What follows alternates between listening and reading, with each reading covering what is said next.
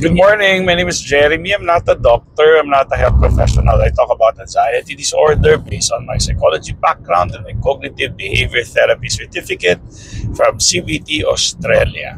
Good morning. Linggo po ngayon. Ako'y pabalik na Manila. It's 5:49 exactly.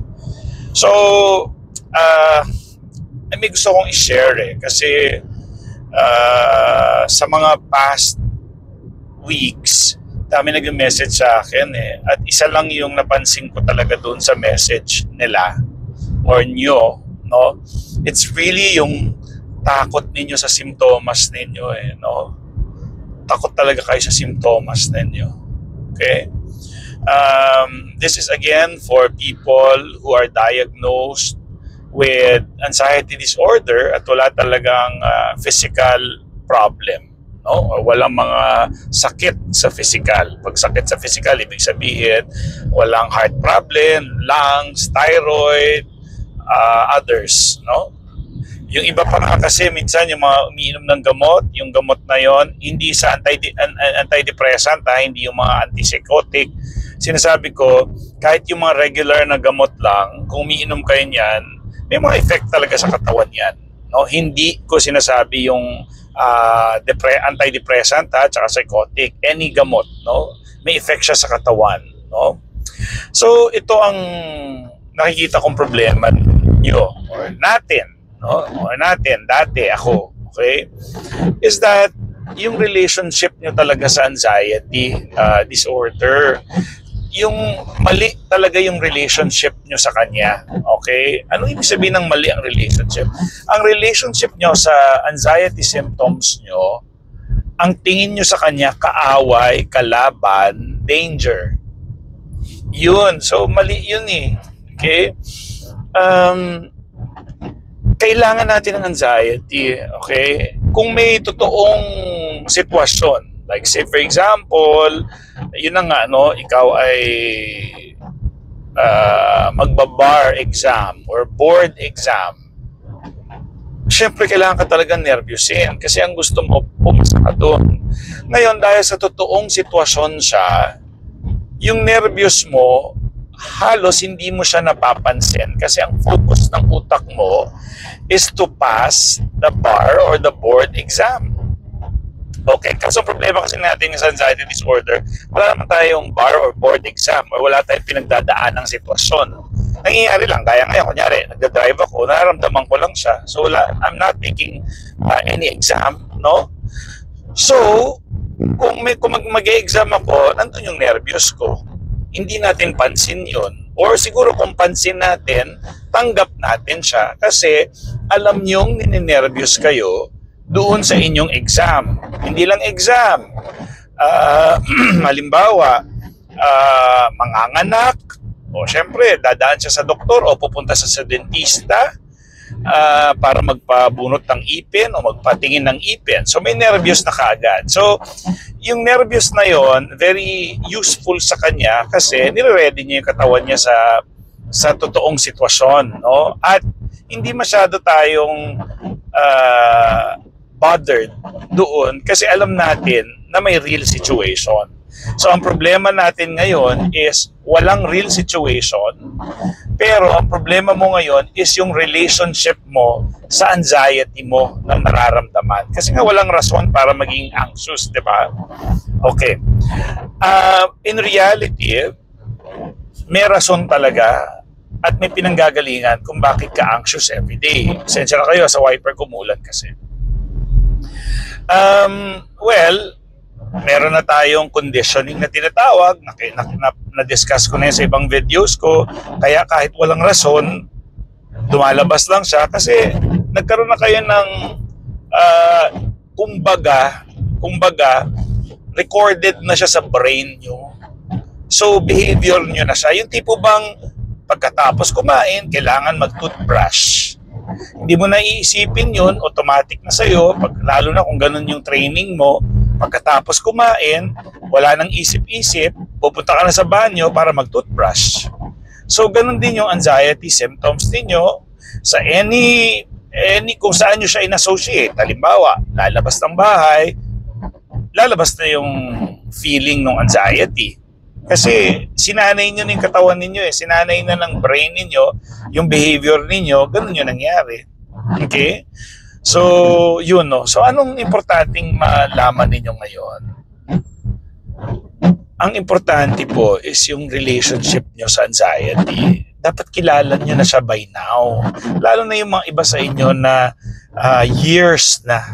Kilala nyo na siya dapat. Yung tipo bang nangyari na yan. Kaya nga dito ko sinasabi na importante yung journal. Kasi yung journal, yun yung record mo na magsasabi sa'yo na ito yung malalang nangyari sa anxiety ko. Pero, meron ba talagang nangyaring masama? Gets nyo? Ang pinaka-worst lang ng anxiety is talagang yung nervyos. Pero kung iisipin ninyo objectively, kayo ba doon ay na-heart attack, na stroke, na aneurysm, na baliw, yung sinasabi niyong nabaliw? Hanggang ngayon, ganun pa rin naman kayo, takot lang. Hindi naman kayo na stroke, hindi naman kayo na heart attack, hindi naman kayo na baliw, yung sinasabi niyong baliw. So, dapat ngayon pa lang, matalino ka na oo nga no, mas malala pa yun dati eh. Wala rin naman nangyari sa akin. So, dapat, yung takot mo, dapat nag-iisip tayo. Eh, yun pala yun. Kasi kulang nga tayo sa pag-iisip. Dapat nag-iisip tayo. Talagang, paano tayo mag-iisip? Yung talagang uupuan mo yan. Yung bang, habang kahit, lalo na kung wala ka pang panic, upuan mo talaga. Mas maging objective ka. Okay, ito yung nangyari sa akin nung dati. Ngayon, ito yung nararamdaman ko. So, paulit-ulit lang siya. So, dapat klaro na sa utak ko na hindi ako mapapahamak dito. It's just anxiety. Okay? So, ang anxiety kasi, yan yung nagpapatayo sa'yo sa umaga. Okay? Yan yung high cortisol in the morning para gumising ka, tumayo ka at gawin mo na yung dapat mong gawin sa buhay. Okay? Kung mapapansin niyo, ang cortisol talaga, mataas yan sa morning. No? Dati, hindi natin napapansin yon kasi wala pa tayong anxiety disorder. No? Pero ngayon, dahil highly sensitized tayo or very sensitive tayo sa lahat ng bagay, ramdam natin siya at ini-interpret natin siya na danger. Eh hindi naman, kasi dapat napatunayan nyo na nga sa sarili nyo na over the years, you are not in danger. Now, the question is, bakit pa ulit-ulit? Eh kasi, yung behavior mo, pareho pa rin. Ang behavior mo, tumitiklop ka pa rin tuwing nararamdaman mo yung simptomas. So, dapat hindi. So, ibig sabihin, paano ba yung tumitiklop? Usually, yung katawan natin merong nangyayari dyan. No? Tumitiklop tayo, parang alam mo yung taong takot, alam mo yung taong malungkot, alam mo yung taong depende sa katawan nila, no? Doon sa pinapakita nilang characteristics. No? Naninigas ka. So pag nanigas kang ganyan, ayaw mo na lumabas. Ang gagawin mo dyan, shake off. Ano mo, pagpag mo. As in literal na pagpag. Yung parang aso. Alam niyo yung aso, kapag nakikipaglaro sila or nakikipag-away sila, pagkatapos nilang gawin yon, isi-shake nila yung katawan nila. Di ba pagkatapos nila maligo, igaganon nila yung balahibo nila. Okay? So,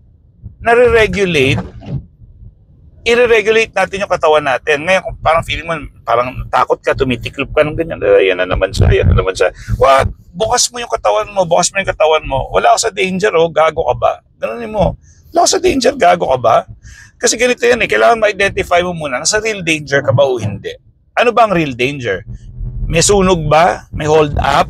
May sobrang sakit ng ulo mo? Sobrang sakit? O kaya talagang masakit talaga yung dibdib mo? Okay? So real danger. Ang also ingat lang din kasi paano kung GERD nga lang? Okay? So ngayon, kung lalo na yung mga tao may GERD, talaga masakit yung dibdib niyan madalas. Hindi porket may masakit dibdib, heart attack. Naintindihan ninyo? Maraming bagay na ganun. So, tingnan nyo muna, are you in real danger? Alam nyo na yung sarili nyo eh. Alam nyo may GERD kayo, wala eh. Diba? So, lalo na kunyari, bata ka. Maayos naman ang buhay mo. Wala kang bisyo. Ayos. No anything. Bata ka pa. So, hindi pa matitigas yung mga ugat mo. Kasi bata ka pa eh. So logically, at base na rin sa science, ang mga namamatay sa mga heart attack, yung hindi maganda ang lifestyle, nasa genetic, well, nasa genes din talaga nila, yung mga batang namamatay, mga tawag doon. Hindi ko maisip. Kainis. Hindi ko maisip. Sige, anyways. So, pwedeng nasa genes nila, at konti lang yun. Ngayon, kung bata ka, ang usual kasi mga namamatay sa heart attack, may edad na, pwedeng naabuso yung katawan, pwedeng hindi. Mga taong, talagang oras na rin nila. So, ngayon, yung relationship mo naman sa death, ibang storya yun. Pag-usapan din natin yun, pwede. No? Kung may fear ka sa death, pwede naman pag-usapan yun at naayos din yun. Okay? So, ang idea is that, tingnan mo muna kung nasa real danger ka. Kung wala namang sunog, o di sabihin mo sa sarili mo, wala ako sa real danger. Wala naman sa hold up, wala ka namang, hindi naman masakit ang ulo mo kasi ang aneurysm, usually masakit talaga ulo niyan eh. Kasi may nangyari na sa brain niya eh. Ang tanong, masakit ba talaga ulo mo? O baka naman migraine lang? Or baka naman ganon? Kasi hindi porket, tandaan ninyo ha, ang pagsakit ng ulo ay nangyayari sa lahat ng tao. Pero ang aneurysm hindi nangyayari sa lahat ng tao. Naintindihan ninyo? So, paano nyo ma-identify? Usually, pag mga aneurysm na yan, sobrang sakit niya na talaga magpapadala ka sa ospital sa sobrang sakit niya. Yun yung narinig ko. Huwag nyo na rin ngayon, ang pinaka-safe talaga, kasi wala makakaalam yan eh. No, unless talagang may mga test kang gagawin. Pero ang mahal nun, sayang. Kaya importante rin na maging okay tayo na wala tayong assurance. Okay? Ganun kasi talaga ang buhay. Pag oras. Walang nakakaalam kung kailan tayo mamamatay. Wala talaga. Okay? So, well, unless talagang may sakit ka na.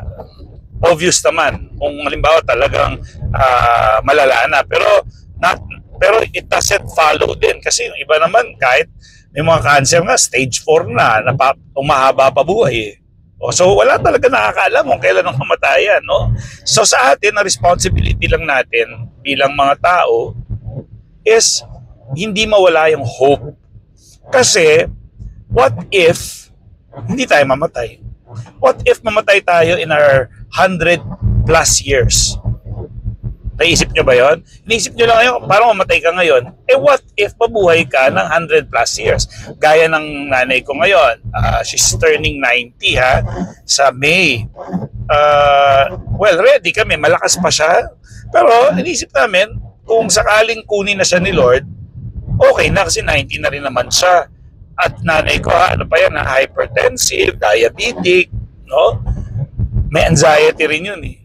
Feeling ko, no? Kasi ang dami yung mga pinagagawa dati na mali eh. Like, halimbawa, tatakpan niya yung mga salamin pag may bagyo, yung mga ganon, mga mali pag-iisip. Kasi matanda na siya eh. 40 plus na siya nung pinanganak niya ako eh. So anyways, may mga maling behavior, alam mo yun? So, pati anxiety niya, syempre nandun. Okay, anyways. So, yun. Alamin nyo kung nasa real danger ba kayo. Ngayon, kung wala naman, at nasa isip nyo lang, ganun lang yun, may masakit pa sa inyo. Anong klaseng sakit? Okay? Pag sobrang sakit talaga, kung wala namang sakit at natatakot lang kayo, then walang sakit. Gets? Takot lang. Walang sakit.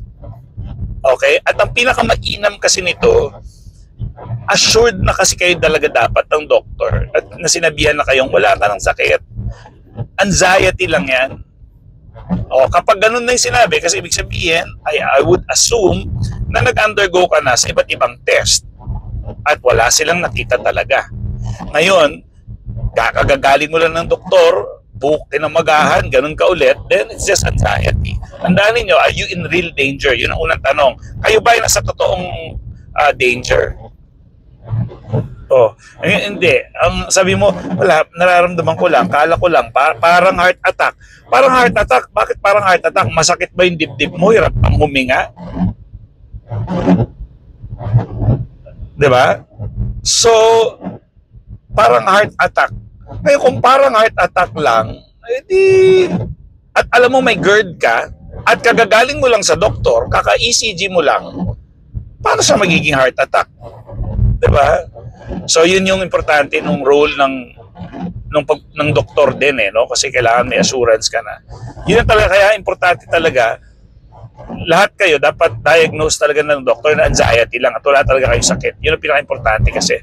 Ngayon, pag alam mo na yon, mas madali sa'yo i-convince ang sarili mo na wala ako sa real danger. Utak ko lang to. Pinapanervous lang. Sinasabi niya heart attack pero ilang beses nangyari to, heart attack. Ito rin yung GERD ko nung nakaraan, sakit-sakit na dibdib. GERD lang. O, di ba? O, di okay. Tapos, yun na.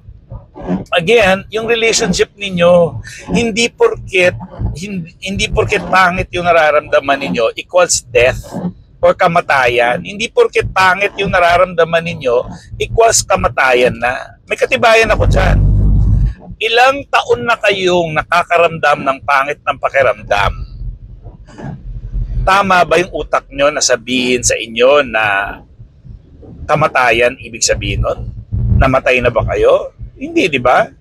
So, therefore,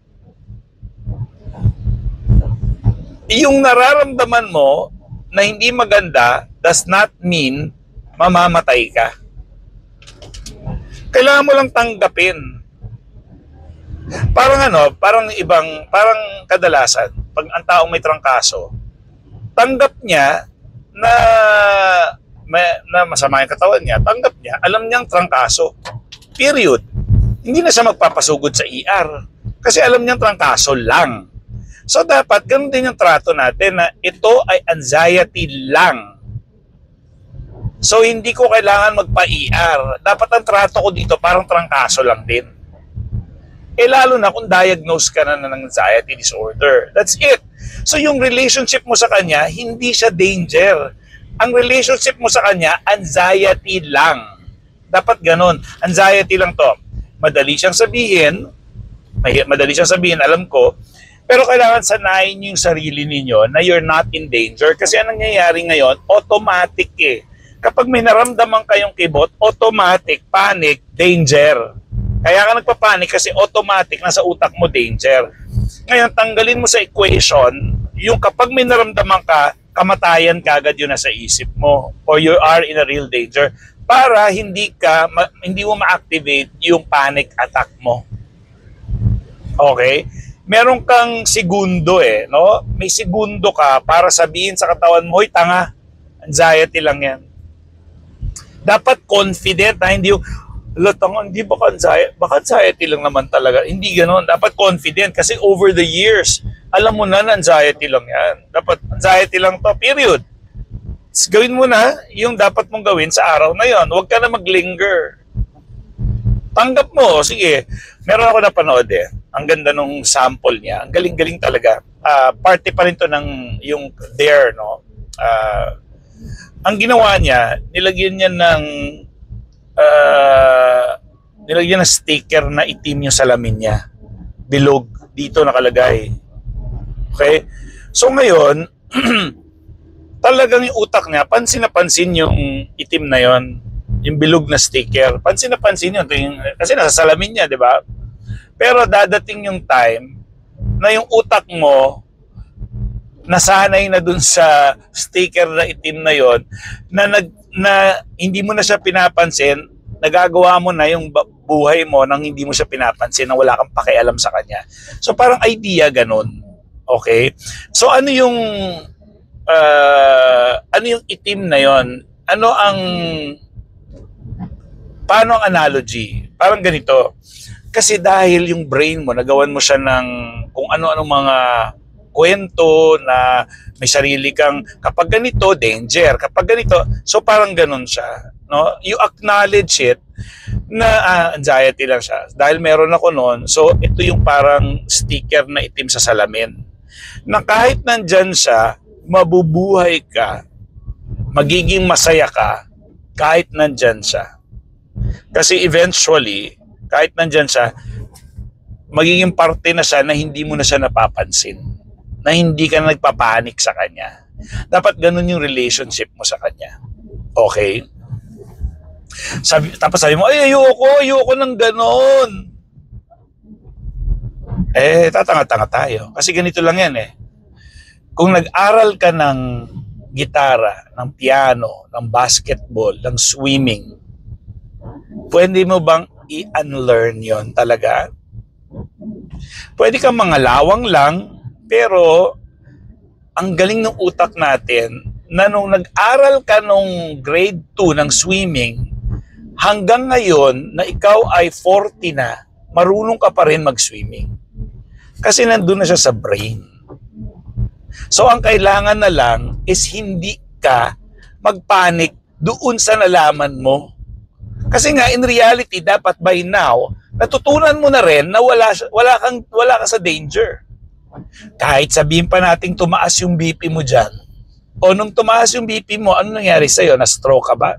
Na-heart attack ka ba? Hindi, di ba? Hindi porke tumataas ang BP, delikado. Kasi ang BP po ay kailangan ng katawan, depende sa ginagawa niya. Naintindihan? Okay? Gaya niyan, ang tingin ninyo, yung interpretation ninyo sa BP, masama. Kasi may mga kulang, ganito yan ha, again, ulitin ko, ang taong may anxiety disorder, or may takot, takot na lang, ang taong may takot, walang kaalaman, kulang sa kaalaman, mali ang kaalaman, hindi nag-iisip. Pag apat yan nandyan, or kahit isa doon, may takot yan. Okay? So yung BP, pwede kang matakot, or hindi ka matakot, mag-worry, kasi may gamot naman, kapag normal ka, wala kang nararamdamang anything, wala kang ginagawa physically, okay? Pero mataas ang BP mo. Pero halimbawa, nag-igib ka ng tubig, naiihi ka, pinipigilan mo, tataas yung BP talaga natin. Nakipag-usap ako sa inyo ngayon, mataas BP ko. Pero pag tumigil ako, pag chinek ko, babalik siya sa normal.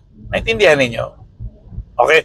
So, kailan magpapadoktor? Kapag kayo ay umaga, gabi, nag-check, relax, walang ginagawa, walang emotional problem or whatever, chinek mo mataas, punta ka sa doktor. Ngayon, bigyan ka ng gamot. Okay? Kasi,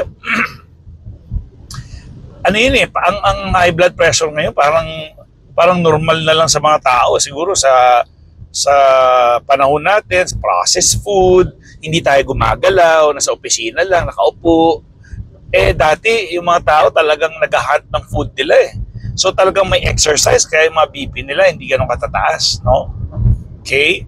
Although ang kagandahan ngayon, mas mahaba ang buhay natin kasi nga may mga gamot na. Napapahaba yung buhay natin. Kaya dapat, kung may ganung sakit, huwag matakot sa doktor. Pumunta para umaba ang buhay mo. Yun ang kagandahan ng panahon natin. Kasi ang dami na na-develop na gamot na nakatulong sa atin. Okay? Para humaba ang buhay. Okay? So, again, it's really your relationship. Ano ba ang relationship mo? Ang relasyon mo ba sa anxiety? Takot? Kapag takot, then makakapanik attack ka. Pero kung ang relationship mo sa kanya is, ang anxiety ko ay gusto lang akong proteksyonan nito, maglalabas ito ng mga kung anong mga pangit na pakiramdam, pero kasi gusto niya lang talaga akong iligtas dahil tatanga-tanga siya sa panahon ngayon. Okay? Dahil tatanga-tanga lang siya, ganun. Pero maayos ko to, ititame ko siya ulit para bumalik siya doon sa kanyang normal state. O kung paano yun, ang dami ko na rin mga ginawang videos. No? Dapat umpisahan nyo talaga sa inyong relationship with your anxiety symptoms. No? So again, tingnan niyo ulit are you really in danger? Kapag wala naman kayo sa real danger, okay lang yun. Tuloy lang. Ang real danger kasi talagang pag masakit, pag heart attack talaga yan. Heart attack talaga, wala tayong magagawa. Ang next na magagawa sa heart attack, dalhin ka na kagad sa ospital. Yun lang yun. Pero kunyari, kanina masakit, mawala. O pwede rin may mga ganon. Pero Marami kasi titingnan eh. Bata ka pa, tinignan yung CEG mo, ECG mo, normal naman, wala ka namang piso, no anything, then it should not be heart attack. Again, importante may doktor pa rin ha. Hindi ito gagamitin, no? Hindi ito gagamitin na diagnosis niya, hindi. Okay? Lalo na kung may GERD. Again, ganun talaga yun. GERD. Ako, tinanggap ko na yun. Ako, ganun ako eh. Halos, ngayon nga eh, halos madalas ako nag-GERD eh. Sakit sa dibdib. Ito pala nung kailan. Kasi ano naman, may annual physical exam kami sa office. Kailangan namin mag-fasting. Annual yun, physical exam talaga. So, patest ako, ganyan, everything. So, kailangan mag-fasting. Dapat walang water, walang pagkain para matingnan kung sa diabetes. Anyways, so nangyari, alas 4 ata, nagising na ako. Sakit ng dibdib ko talaga. Sakit. So, langya naman. Ngayon pa sinumpong. Alam ko na siya eh. Langya naman. Ngayon pa talaga sinumpong yung GERD ko. Ang gamot ko lang sa akin, sa sarili ko, very effective siya sa akin. Lalagukan ko lang ng malamig na tubig. Ay, ng tubig. Hindi ka na malamig. Lalagukan ko lang ng tubig, bababa na siya eh. Mawala na yung sakit eh. Ganun lang ako lagi. Kahit anong sakit pa niyan. Ganun lang. Pero dati, nung siguro mga 3 beses nangyari sa buhay ko, ER yun. Pero ngayon, dahil nga kilala ko na siya, hindi na ako patakot, hindi ako nag-aalala. Alam ko, GERD lang. So, tiniis ko yun. Hindi ako minom ng tubig. Sabi ko, sayang yung fasting. Kukuha na ako ng dugo. Ayoko na magparisked. So, tiniis ko yung sakit. Nakatulog ulit ako. Pero, nakahiga ako naka-slant para hindi umakyat yung GERD. Ganun lang ginawa ko. So yung relationship ko, kaya wala akong anxiety na, it is because yung relationship ko sa anxiety ko, alam ko na, gaya niyan, GERD, period. Hindi ako mamatay dito. Yun lang. So yung relationship ko sa kanya, tanggap ko na GERD siya, masakit. At yun yung nagkukos ng anxiety ko dati na heart attack to. Hindi, may segundo ko, sabihin ko, GERD ko, lintik na yun pa talaga sinumpong.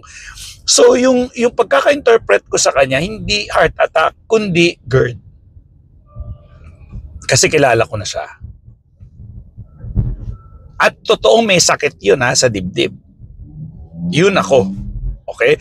Pero yung iba sa inyo, wala namang nararamdamang sakit. Pero takot lang, klarong-klaro anxiety na kaagad yun. Walang nararamdaman sakit sa katawan, pero may nervyos lang, walang sakit. Klarong-klaro anxiety yan. Lalo na kung kayo ay diagnosed ng doctor na anxiety ha. Hindi ito pwede sa mga taong hindi diagnosed ng anxiety disorder. Okay? Paano natin malaman kung anxiety lang yan? Paano may sakit ka talaga? Yun ang problema mo. Kaya dapat papacheck up talaga tayo sa doktor. Yun. Okay? So, ganun yung relationship ko sa kanya. At I hope sana klaro yung pagkakasabi ko kung ano yung relasyon ninyo sa anxiety. Okay? Kasi ang anxiety, lalabas lang yan kapag nag-interpret ka. No? Na yung evaluation mo, ano to? Danger ba to? Hindi. Pag ang interpretation mo danger, good luck.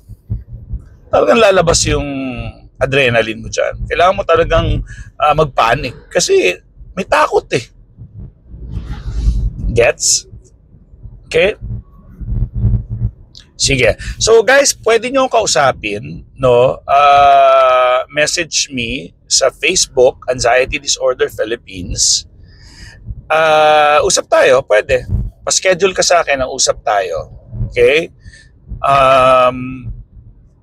Yun, ganun lang. Kung may tanong, panoorin nyo muna lahat ng videos ko. Huwag kayo agad magtatanong kasi hindi ko rin kayo masasagot sa dami ninyo. So ang better is, panoorin na lang muna yung mga videos, intindihin maigi. Kung talagang napanood na at may tanong pa, doon lang kayo magtanong. Pero kunyari, nabasa ko yung tanong mo, na-cover ko na. Sabihin ko lang sa inyo, na-cover ko na yan panoorin mo na yung video. Pero kung gusto mong mapabilis, yun, libre yun ha, walang bayad yun. Ngayon, kung gusto mong mapabilis, may pera ka naman, pwede mo naman ako kausapin. Okay, hindi ako nagpe-presyo, kayo magsasabi sa akin magkano yung kaya ninyo. Tulungan lang to, ganun lang. Kasi kakainin niyo yung oras ko ang dami. Okay, so pila-pila lang po tayo. So with that, maraming salamat. I hope you share the video. I wish you well.